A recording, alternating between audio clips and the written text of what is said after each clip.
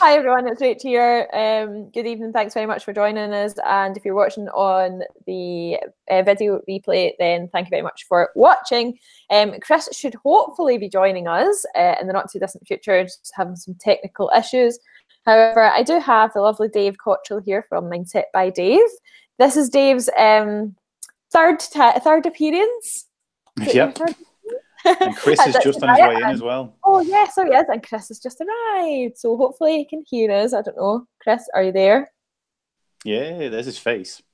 Can see your face. But... Yay! Just in the nick of time. Finally.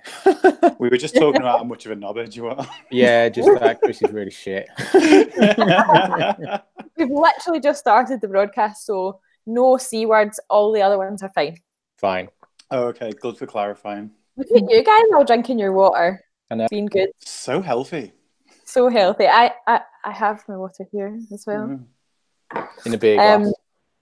It's a mason jar, actually, Chris. Mason jar. It's very snobby. Absolutely. All that's missing is the green juice and the little straw, but never mind. So before we get started, I thought we would introduce both of you. We'll start with you, Dave. Tell us a little bit about yourself, where you're from, and what your 3 favourite things are. My 3 favourite things. Okay. I'm basically from Liverpool. I live near to Liverpool now, but I grew up in Liverpool. I'm a mindset coach. I have a background in training and nutrition, same as you guys, and the mindset side of things is now my specialty. I spend much more time doing that than doing the training and nutrition stuff, and I'm much more interested in the whole how to get someone to stick to something than the what they've got to stick to. So it doesn't really matter what someone's got to stick to. I'm more interested in how to get them to stick to it, or why they can't in the first place, or at least why they believe they can't in the first place. My 3 favorite things are, at the moment, this unicorn is one of them, because I don't believe in manifestation, but I totally manifested that unicorn this week, even though I don't believe in manifestation. I told a client that I couldn't promise that a unicorn would fall out of the sky. 2 days later, a son drew her a picture of a unicorn falling out of the sky. And on the same day, my wife brought me home that unicorn. So that's the manifestation if ever I had one. Other than that, my kids, they're counting as 1. And 3 favorite things. My kids, my wife, and my dog. Forget the unicorn for a minute. Because unfortunately, they will always be at the top of the pile. Yeah, of course. No, it's good to have you back. Thank you very much for joining us. Chris, how about you? How are you? Yeah, good, thank you. So I'm from sunny Bradford in God's County, Yorkshire. Yeah. So I'm a performance nutritionist and now a qualified personal trainer. I help people pretty much with weight loss and instilling really good habits. 3 favorite things: dark chocolate. That's a given. Good beer. That's another given. And I'm quite partial to house music as well. I used to DJ when I was 19, so house music. Oh, house music, cool. So yeah, I used to DJ when I was about 19 for about 2 years. Loved it. But I had to sell the decks when I was going to go to Australia. So it was worthwhile. That sounds like we've got a really similar life, by the way. It's quite spooky. I love dark chocolate. Did you DJ? I love beer and I love music. I've always wanted to be a DJ, but I also did sell all my prized possessions to go to Australia last year. Yeah, those flights are expensive. Yeah.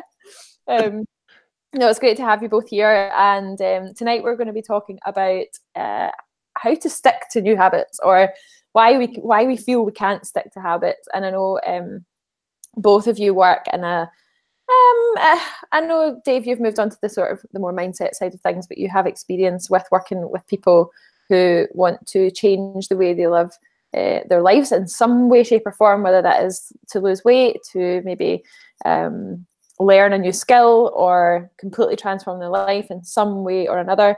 And what often happens is, and I was talking about this with one of my other groups just before I came on here, was that what I see is, and this, I'm guilty of this as well, or I used to be even more guilty of it than I am now, is that it's like the starting gun goes and we're all like galloping towards this goal and the motivation's there everything's there, and whether it's like a day, a week, or a month down the line, it just all goes to shit.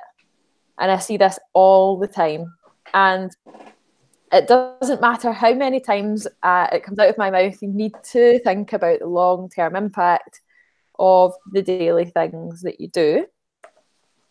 A lot of the time, unless people are actually seeing these results pretty quickly, it isn't as easy to think like that. So what I thought we could do was to break down what exactly it means to change a habit, how long people might, people ask me all the time, but how long does it take, Rachel? How long does it take? And perhaps we can even talk a little bit about the reasons why we find it so hard to stick to something. So Dave, let's go to you first, because I know we've briefly touched on this the last time you were here. And what would you say are the main reasons that we find it so hard? I'm just going to use the collective word we. Okay. Why we find it so difficult to stick to something.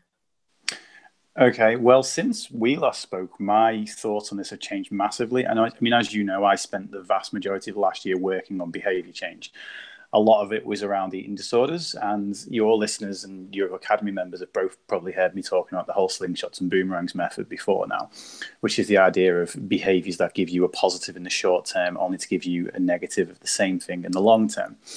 And I was quite happily teaching that away until I kind of had a technique done on me by one of my mentors last October actually.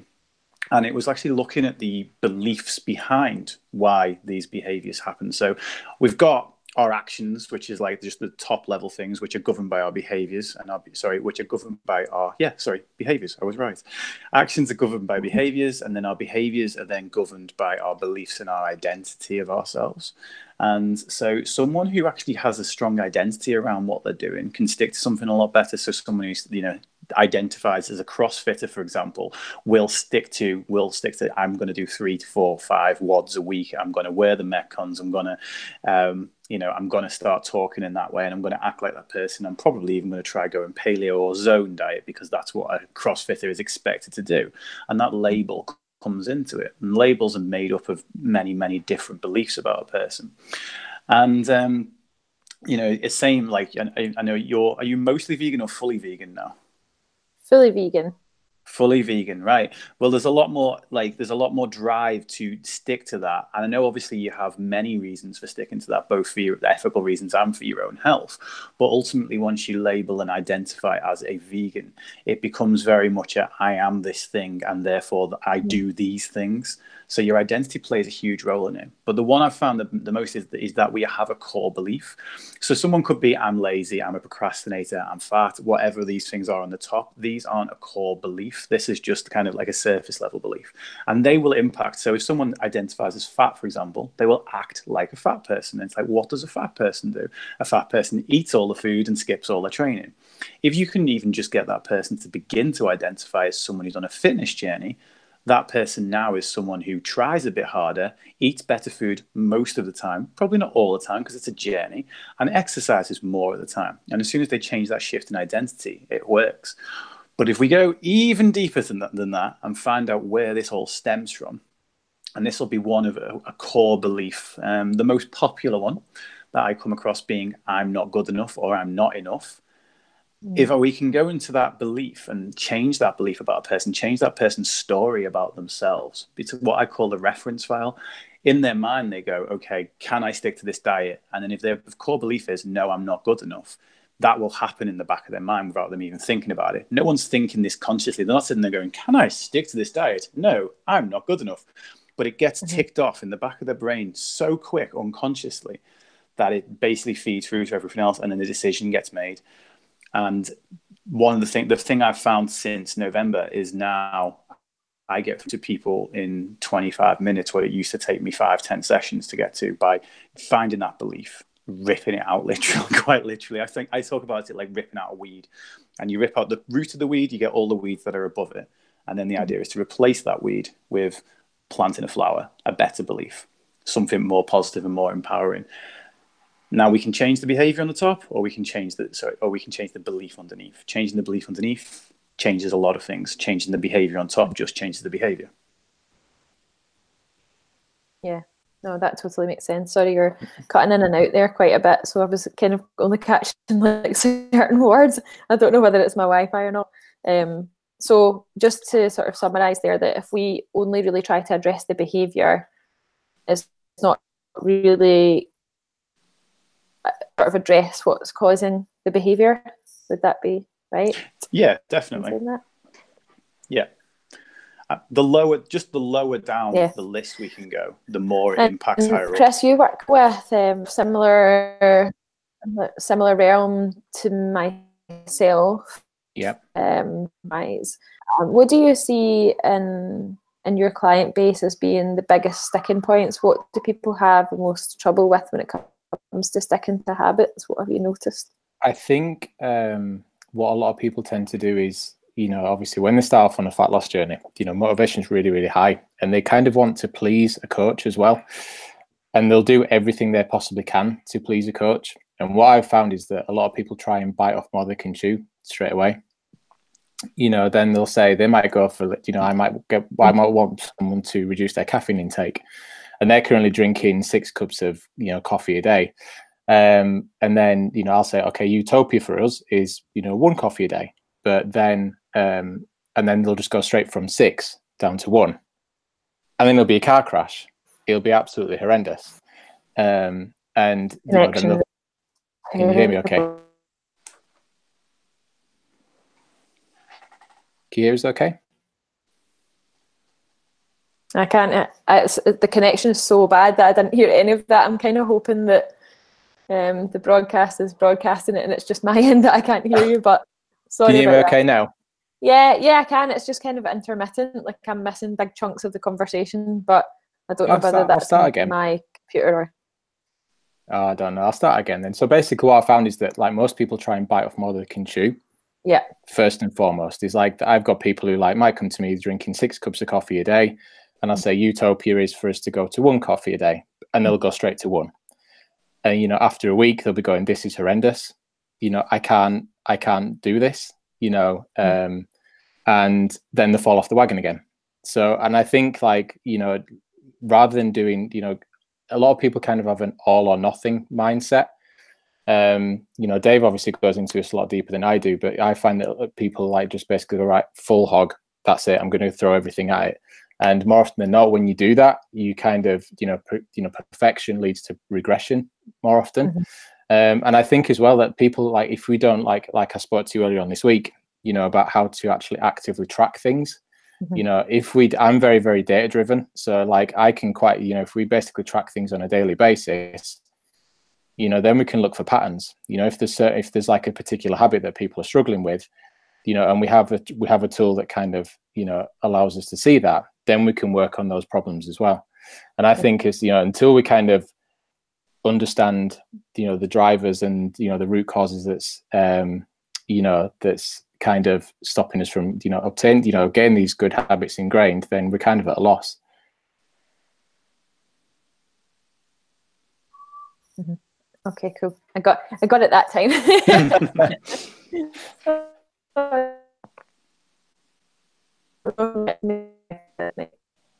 But guys, hear me okay? Yeah, it's going in there. Yeah.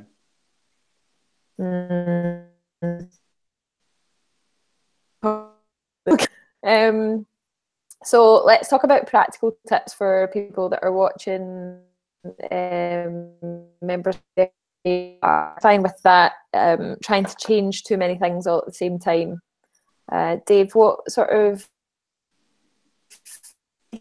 have you got an example of a goal that you have set yourself, and how do you go about instilling habits that are required in order to get where you want to be?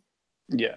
Well, it's a bit of a sore subject for me at the minute, because one of my big goals is that I want to run a marathon, and I'm booked up for running one in April. Wow. But I'm currently laid up with sciatica. Oh, yay! Now I'll talk through what I was doing before the sciatica kicked in, because I'd gone from hating running and not getting anywhere to I was doing 16-mile runs before Christmas.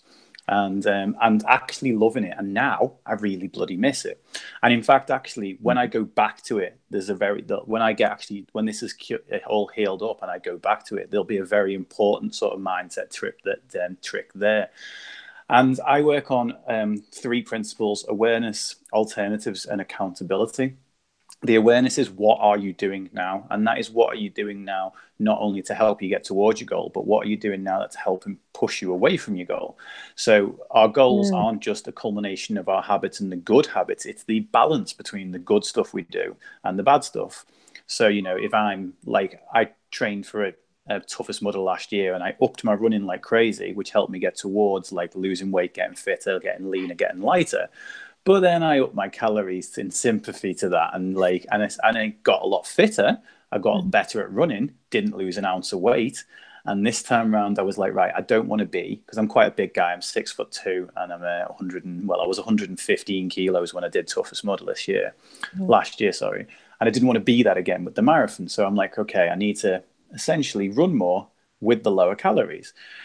And in terms of getting better at the things we do often, that was, okay, we need to reduce. That's my number 1 rule, by the way. We get better at the things we do often. And that's great when it's running. That's not so great when it's compensating with food. You get really good at compensating with food. You get if you skip workouts a lot, you get really frigging good at skipping workouts. Yeah. And if I turned around in the morning and said, oh, it's wet, I don't want to go out for a run, I get really good at not going out for a run. So it's understanding that, a choice, sometimes you are choosing against it, and you get good if you make that choice often. Same as we're going to go for a run. It's like, okay, I want to stop now. Every time I found that, I would actually actively go for a little bit longer, because I was training myself to get good at keeping on going when the brain says stop, because it's going to happen. And so the alternatives to it was, okay, reducing the food a little bit and not overcompensating, eating what I would normally eat and allowing the running to do the work. And then if I go particularly higher up, the alternative then was, okay, let's have a planned nutrition strategy in place. And then the accountability is the last bit. Now, some people will want accountability to a coach, but I try and teach most of my clients to be accountable to themselves. And that's simply down to like how you feel after you do something. So if you kind of let's say you binge eat every single day and you go 1 day without binge eating, chances are you'll go, oh yeah, well, it's just 1 day. What does that mean in the grand scheme of things? And the way I always describe this, it's like a child learning to walk. It crawls over to the couch, climbs its way up, and it goes to take that one amazing first baby step. And what we're doing there is we're running over to that baby and whipping its legs out from under it before it even takes the step, because we're like, don't bother doing that until you can get across the whole room. With our accountability to ourselves, it's super important that we become a coach to ourselves and not a critic. So when you do that one run, even if it's only 1 mile, you're like, yes, I did it. Like pat on the back, literal or figurative. The same as like if you have a day without binging, it's like, yeah, I went 1 day without binging. That is huge, because this is how we teach the baby to walk. We make a big deal. We treat them like they've become a marathon runner off that first step. And what do? They go back and take more steps. They keep on going, and voila, we can all walk.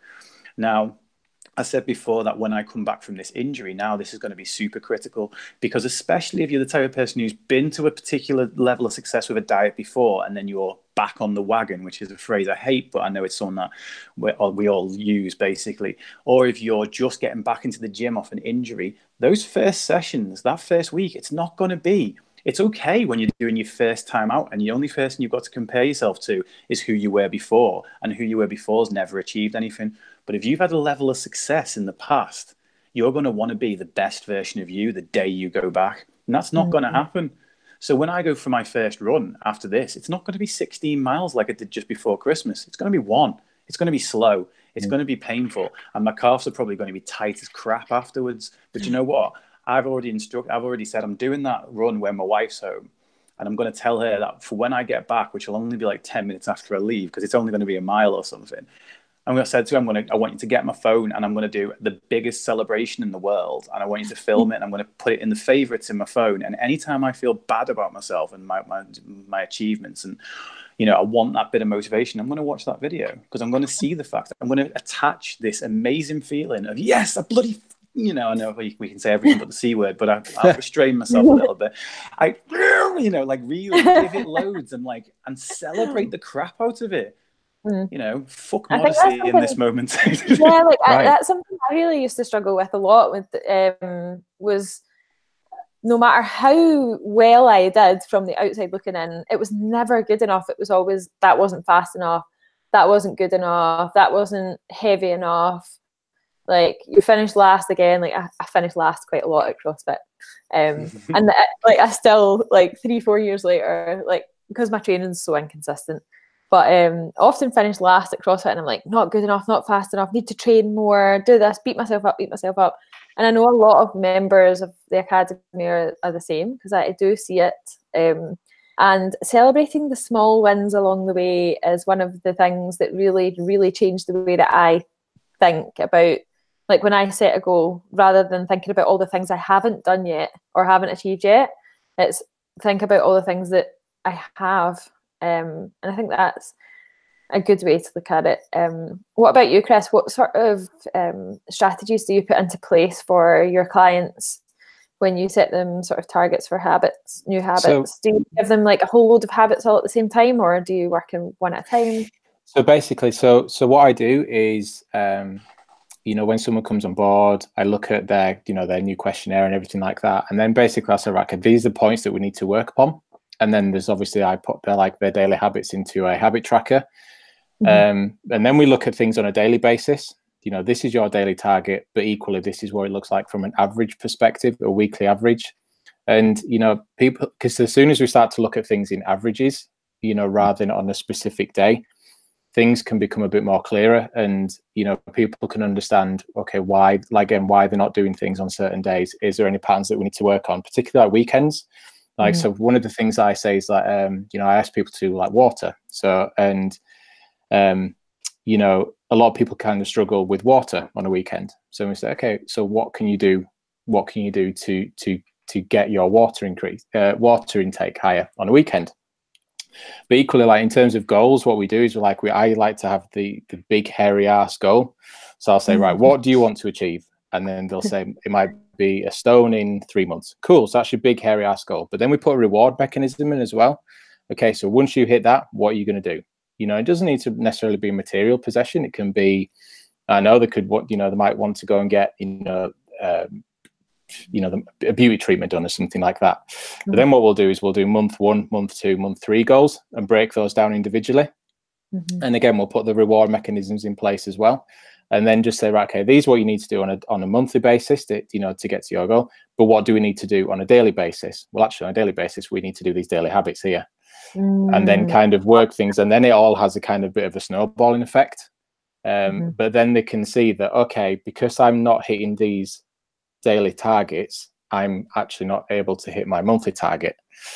So it's kind of like I used to work when I was in my corporate job. I used to work for a sales company, and this is exactly how they used to. But they basically said, right, okay, this was like the sales target for the month, and these little daily actions will contribute to hitting that big target. So it's kind of like just breaking things down into smaller, manageable chunks. I find that works really well because then we don't become too overwhelmed with things. And then ultimately, like I said, it's just the little tiny things day in, day out that make a big difference. Yeah, that's exactly what we teach at Ditch the Diet, is the importance of the small things that happen on a daily basis, and also celebrating the fact that you've actually achieved those for the day, but not beating yourself up if for whatever reason something goes wrong.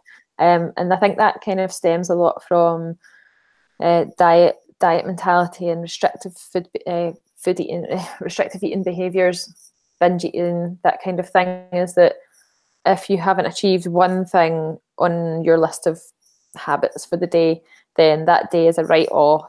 We've all seen that before. It's like, oh well, fucked it now. I might as well just fucking go mental all over the weekend and then start again on Monday. But if we think about the big picture and how all of the little things that we do well crowd out the one or two things that we might think that we're not doing well. It's being able to identify those things, and sit back and actually, I like the term never a failure, always a lesson. So there's like if you feel like you failed at something, then actually sitting back, and it was one of my business mentors years ago that said to me, when you fail, when you perceive that you have failed something, and this might be something that those of you that are watching might want to do as well, and this should be in the back of one of your workbooks as well, is, okay, what happened? Why did the thing not happen? What happened in your life that you feel like you failed? Is there anything that you could have done about it? And if so, what would you do differently next time? Because there's always going to be a next time. You know, what strategies could you put into place that might change the outcome the next time this happened? And then what did you learn from the experience? So there's never a time where you failed so much at something that it's not worthwhile sitting back and going, okay, that didn't work. Let me think about what might work next time it happens. And actually writing it down is like a positive way of focusing on something that you might have thought might be a negative thing. Dave, talking about, you said you worked with quite a lot of people last year with eating disorders, disordered eating. Yeah. Have you worked with anyone who has been sort of a long-term dieter who has overcome the sort of restrictive binge eating cycle? Yeah, it was, I think probably because that was me, I attracted a lot of those clients last year. And yeah, I basically, as I said, sort of in the bit that broke up, I used obviously the slingshots and boomerangs model and something that I call the 2 paths model, which in order to kind of help people beyond that. So we first of all get them to acknowledge what the binge is for. So what positive thing the binge is for, because we look at the binge and we see it as this big negative thing that is such a bad behavior, but it's not really. It's just a less useful behavior to achieve something. And in the short term, it'll be to achieve a lot, comfort. It'll be achieve less stress. It'll be to achieve maybe connection. If you're, if you eat to be around other people and that's expected of you, it could be connection. More often than not, it's like, my day's going crap, or my day's going shit. I deserve this.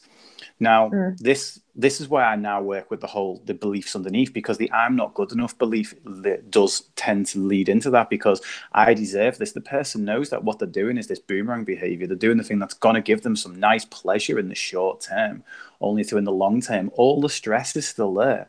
The crappy day that you've just had has still happened, but now you've got this nice little glaze of self-loathing over the top of all of it. So you end up feeling worse than you did before.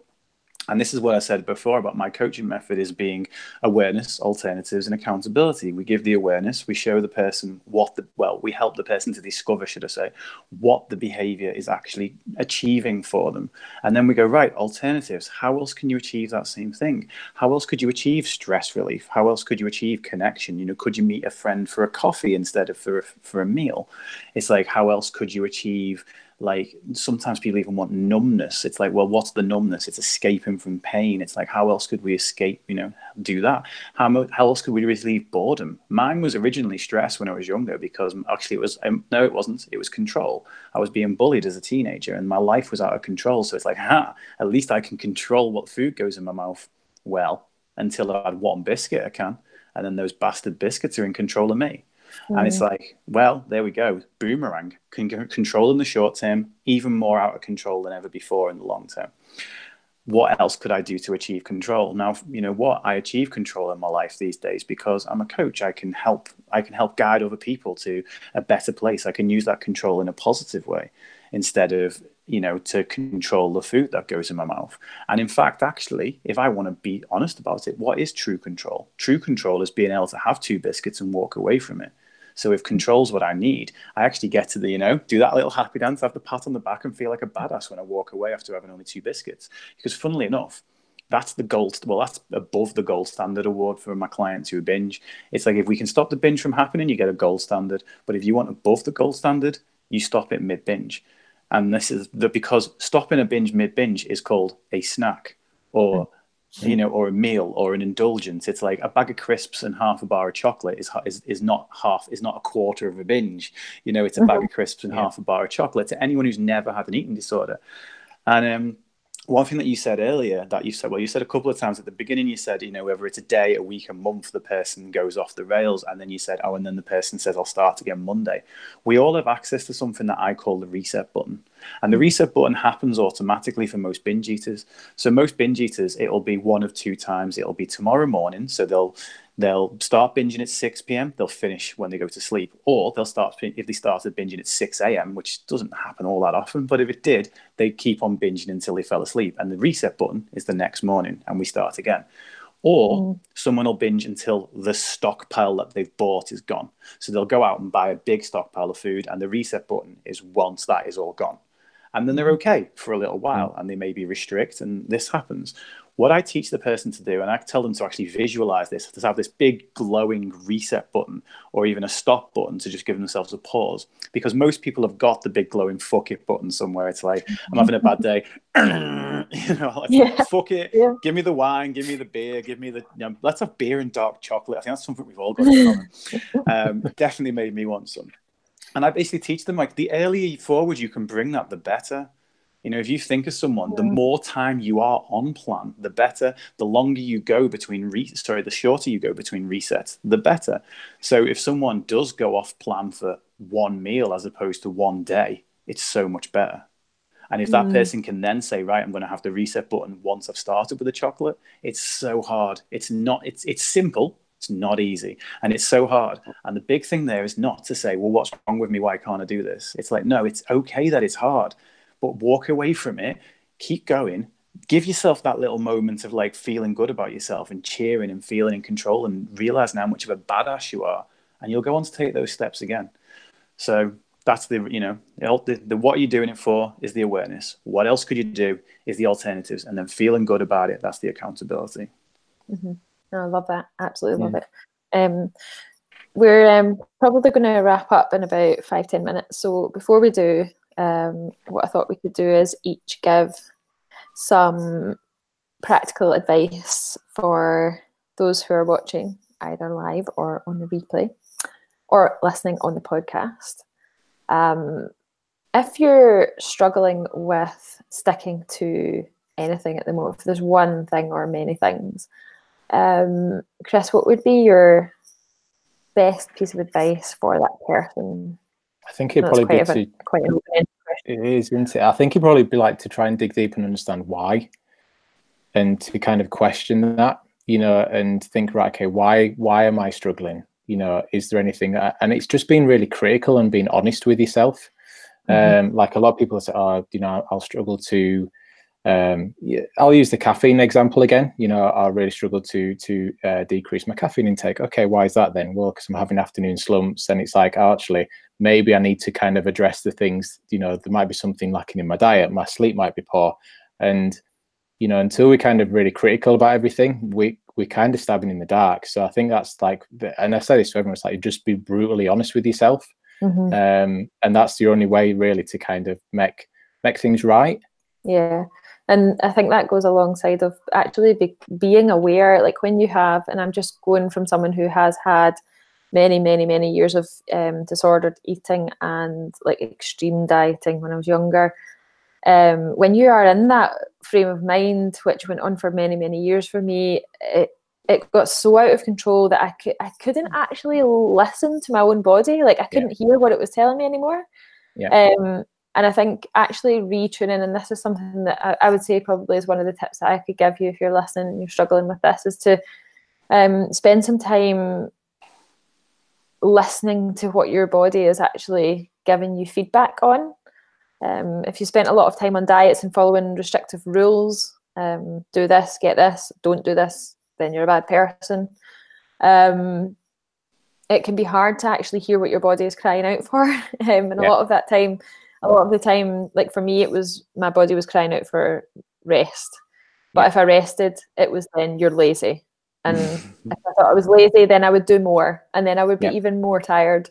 And then I would eat even more food and then starve myself for even longer. And it was so hard to hear feedback from my own body. So I think that would probably be one of the biggest tips for me, would be to actually spend some time getting to know your own body and what it needs. And definitely not the restriction that you think it needs, especially when weight loss is concerned. Like if you are seriously stressed out with dieting, your body's is not going to feed back well to that at all.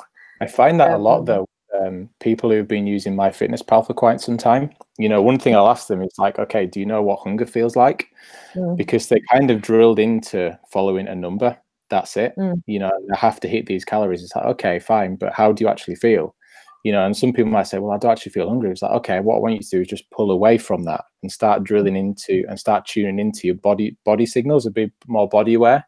And as soon as you take that piece of, you know, that piece of software that's kind of ruling you to a degree, people kind of ruined my relationship with food. Yeah. It can do, absolutely, yeah. And yeah, like I said, you know, because people aren't tuned in, they just say, I need to eat 2,000 calories. That's it. You know, and I won't stop. You know, I will stop until, you know, I hit 2,000 calories. It's like, well, were you hungry? No. So why did you eat them? And that's you know, that's just removing external things like that as well. Yeah, no, totally. Dave, what about you? Okay. If you can, like what Chris says, dig deeper and figure out the why, the what behind it. But that can be a reasonably difficult thing to do. I think it's one of the most powerful things you can do. I want to give you something that you could do immediately. It's probably not as powerful as getting to the why, but what I want to say is look beyond the actual behavior itself. So whatever the behavior is you're trying to stop, if you look at it, how it's going to feel while you're doing it, it's going to feel great. You do it because it feels great while you're doing it. You know, if it's having, you know, whether that's bloody eating food or if that's having casual sex, it's like either one of these things is going to feel great while you're doing them. But if we look beyond that and say, how am I going to feel in 2 hours? How am I going to feel going to bed tonight? How will I feel tomorrow morning? And now the super important thing here is to see that through your own eyes, because this is actually what the smoking symbols try and do. You know, when they show you the pictures of the decaying lungs and all the rest of it, they're trying to make us associate with that. But you don't. You look at it. I mean, I don't smoke anyway. I never have. But you look at that, and my mum smokes like a chimney, and she looks at it and goes, well, they're not my lungs. That'll never happen to me. See it through your own eyes. Literally feel how it's going to feel. If it's a meal, feel how that meal's going to feel when you're trying to digest it later. You know, if it's something that, you know, bloats you and makes you feel like shit and sluggish, it's actually, instead of thinking about how great does this taste while I'm eating it, what's it going to feel like later? How am I going to feel waking up tomorrow? The further you're willing to go with this, and me and Chris have chatted about this in the past, it's like if you're willing to drag a client right the way through, what happens if you carry on eating like this for 10 years? What happens in 25 years? And then you start to associate, instead of the pleasure, immediate pleasure of the food, we see beyond that, and we see that actually this isn't something that I want right now. And yeah, it puts us, see it through your own eyes, feel it as if you're feeling it. Yeah, that's such a good piece of advice. Absolutely love that. Think about the impact of what you're doing now is having on your future, and how do you want to feel. Love it. Love it. For those that are watching, where is best to get in touch with you if someone wants to find out more about what you do, Chris and Dave? Chris, we'll go for you first. So I'm on both Facebook and Instagram. You guys can just search Impact Nutritional Coaching. Fab.